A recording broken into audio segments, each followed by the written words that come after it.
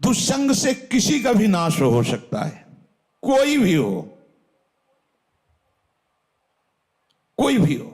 ये कभी न सोचे कि दुष्संग से हमारा पतन क्या हो सकता है, किसी का भी, कभी भी।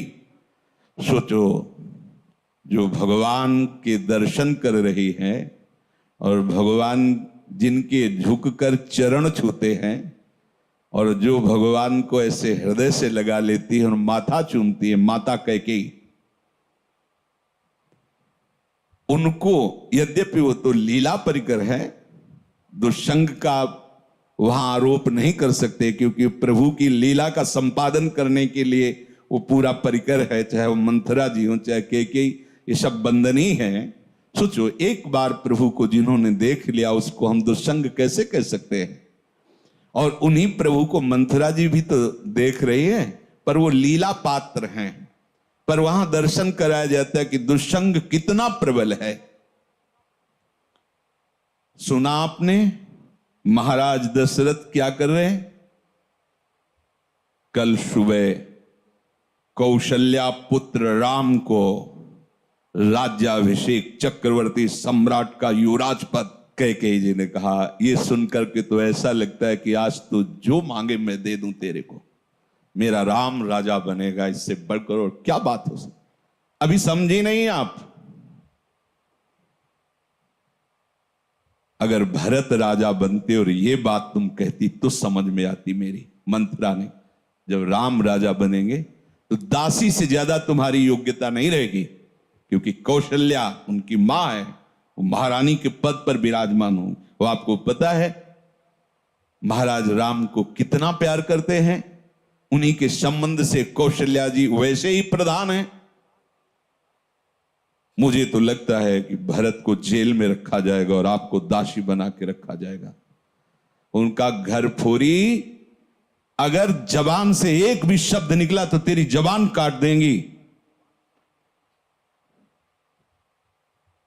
मोरे राम भरत दो आंखी, जैसे दाई और बाई आंख को भेद करके नहीं वर्णन किया जा सकता, ऐसे तुझे पता है राम और भरत मेरी दोनों आंखें, घर फोड़ी, तेरी जबान काट लेंगे अगर बोली।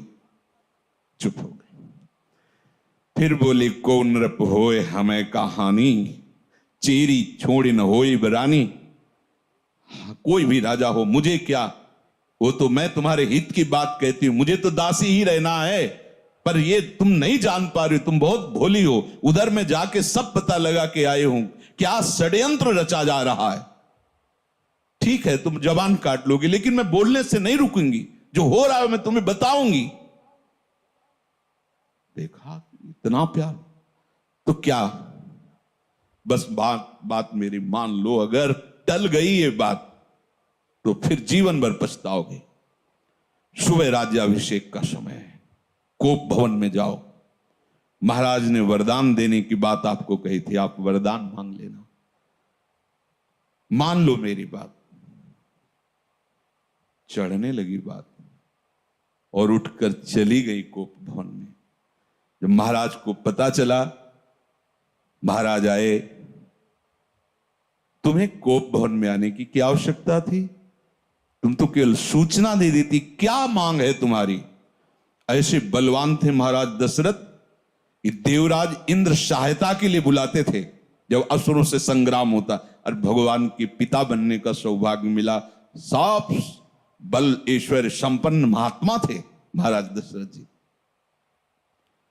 और उनका केवल आप मीठी मीठी बातें करते रहते, अपने वचनों पर तो दृढ़ नहीं रहते। कैसी बात करो, रघुवंशी और अपने वचन पर दृढ़ ना होना। रघुवंशियों की आन बान शान है कि प्राण त्याग देते पर वचन नहीं त्यागते।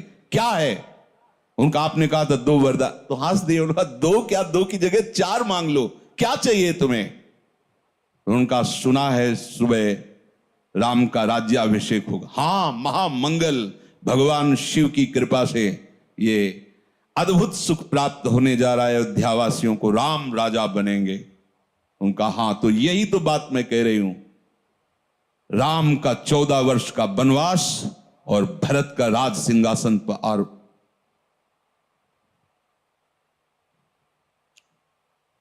महाराज सोच भी नहीं सकते थे, ऐसी अवाक रह गए, ये क्या। बस यही तो हम कह रहे हैं ना, मीठी मीठी केवल बातें करते हो। दशरथ जी ने कैकेयी जी के चरणों में हाथ रखा, वर्णन आया है, और कहा मेरे प्राण मांग लो तो देने में मैं हिचकूंगा नहीं, लेकिन राम को वनवास ऐसा मत करो।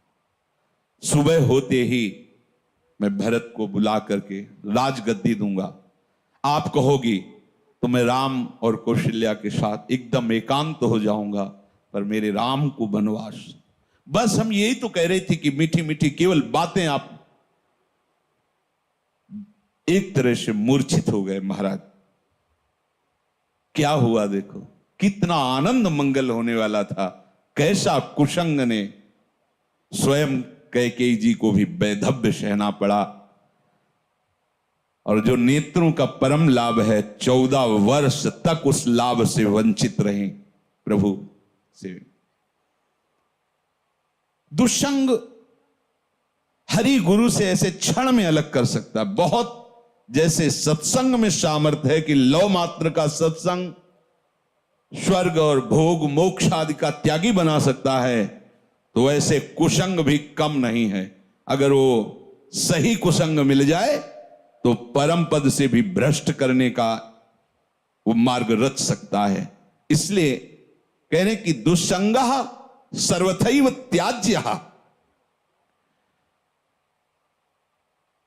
किसे हम समझे कि दुस्संग होने जा रहा है, तो शास्त्र कहता है यद्य शद्भिः पथि पुनः शिष्णोदर कृतोद्यमैः आस्थितो रमते जंतुस् तमो विशति पूर्ववत् सत्यम शौचम दया मौनम बुद्धि श्रीर्यशः क्षमा समो दमो भगश्चेति यत्संगाद्याति संक्षयम ते स्वशान्तेषु मूढ़ेषु खंडितात्म स्वसाधुषु संगम न कुर्याच्छोच्चेषु योषित क्रीड़ा मृगेषु च। जो केवल रसेंद्री के स्वाद में और जनेंद्री के भोग में है, उसका कभी भी संग नहीं करना चाहिए। शिष्णोदर कृत्योद्यमई, जिसका सारा का सारा उद्यम केवल 2 इंद्रियों के पोषण में है, अच्छा अच्छा खाने को मिले और भोगने को मिले, सबसे बड़ा कुसंग। ये भगवद वाणी। यद सदभी पथि पुनः, सतमार्ग में चल दिया है पर पुनः वो भ्रष्ट हो जाएगा। यद सदभी पथि पुनः शिष्णोदर कृतोद्यमई, जो केवल अच्छा अच्छा खाने को मिले और भोग भोगने को मिले जनेंद्री से, इतना ही उद्यम है। प्राय देख लो, इतना ही उद्यम है। खूब कमाओ और खाओ और भोगो, बस इतना ही जीवन है लोगों की। बच्चापन से लेकर और मृत्यु तक केवल इतनी ही चेष्टा है, खूब भोग संग्रह करो और उनको भोगो और मर के दुर्गति प्राप्त करो। शिष्णोदर कृतोद्यमई, जिनका उद्यम, जिनका प्रयास केवल 2 इंद्रियों के पोषण में है, ये खाया जाए, ये खाया जाए, ये पिया जाए, ऐसे भोग किया जाए, ये घोर कुसंग है भगवत प्राप्ति के मार्ग में।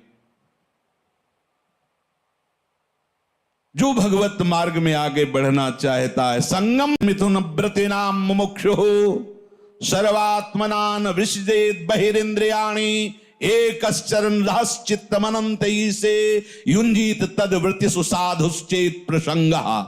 महाराज शौभरी जी अपना अनुभव करके कहते हैं कि यदि भगवत प्राप्ति करनी है तो ऐ मुमुक्षु, कभी मैथुन धर्म से युक्त प्राणियों का संग न करना, क्योंकि मछली के मैथुन को देख करके इनका मार्ग रुक गया और अपने मार्ग से भ्रष्ट हो गए।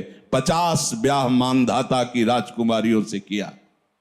तब लिख संगम त्यजेत मिथुन व्रतिनाम मुमुक्षु, जिसका ये व्रत बन गया है कि मैं जीवन मुक्त होकर भगवान के चरणों की आराधना करूंगा, उसको कभी मैथुन धर्म से युक्त प्राणियों का संग नहीं करना चाहिए। स्पष्ट आदेश है। संगम त्यजेत मिथुन व्रतिना मुमुक्षु सर्वात्मनान विसजेत बहिरिंद्रियाणी। अपनी इंद्रियों को बहिर्मुख मत होने दो, अंदर ही अंदर भगवत चिंतन परायण रहो। शिष्णोदर कृत्योद्यम ही जो हैं उनसे दूर रहो, जिनका उद्यम केवल रसेंद्रिय और जनेन्द्रिय के पुष्ट करने में है, ऐसे कुसंग का त्याग करो।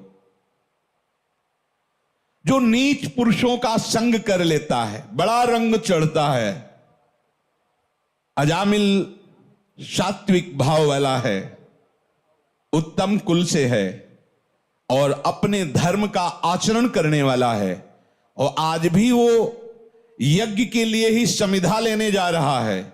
लेकिन वहां वन में एक वैश्या के साथ एक धनी शूद्र बड़ी ही मलिनता पूर्वक आचरण करता दिखाई दिया।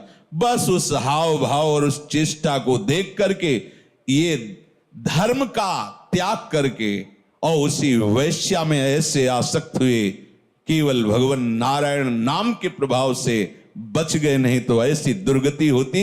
यम के दूत तो आए ही थे लेने, पुत्र के बहाने से नारायण निकल गया, बात बन गई।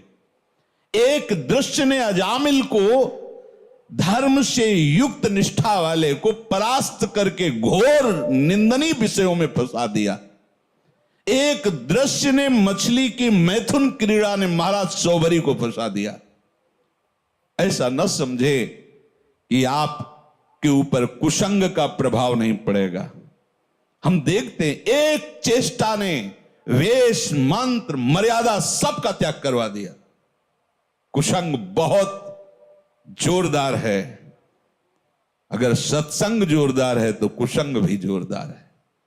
अगर देवताओं में दैवी शक्ति है तो आसुरों में राक्षसी शक्ति है, खदेड़ देते